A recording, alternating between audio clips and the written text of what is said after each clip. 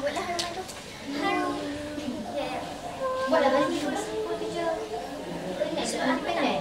Dah bersimpu sidara. Duduk bersimpu di sibar mentari. Sambil menata sejoli berlanggan. Plaster di tubuh berbasukan mentari. Sidara, adakah berbekas?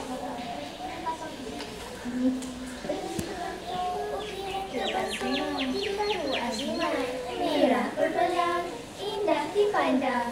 Akhlak dibentuk seiring matlamat. Suara ikan ku cemerlang, berdiri gemilang. Akhlak mulia. Bukan? Betul lah. Lemah berlembah berini, rusa berjalan. Jauh merayap, di arus mengalir. Salam ku kirim, penuh santunan. Bagaimana diterap, tidak terfikir. Burung belatung, si burung merpati. Terbangnya rasi, di pohon tualang. Disiplin dibentuk, santunan pekerti. Melalui generasi, unggul terbilang. Terbang ke didi bersama si angsa. Terbang ke hilir, hinggap di titi. Santunan bekerti, selembut bahasa. Apakah dilahir insan pengerti? Terbang ke didi bersama si angsa. Terbang sekawan, hinggap di titi. Santunan berbudi, selembut bahasa. Melahir insan, tinggi pekerti.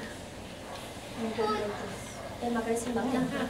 Gadis manis duduk menampi, memandang kekasih di tengah pendang. Lemak dan manis ditolak ke tepi. Mengapa masih penyakit bertandang? Gadis manis pergi ke pekan, berbatik sulaman, memandang pelangi. Lemak dan manis kita jauhkan, menjaga kesihatan, hidup harmoni. Hutan gerimis menimpa tinda, mengambil kepuk di pohon rawa. Kreatif dan kritis mengasah minda. Bagaimana dipupuk terpuji jiwa.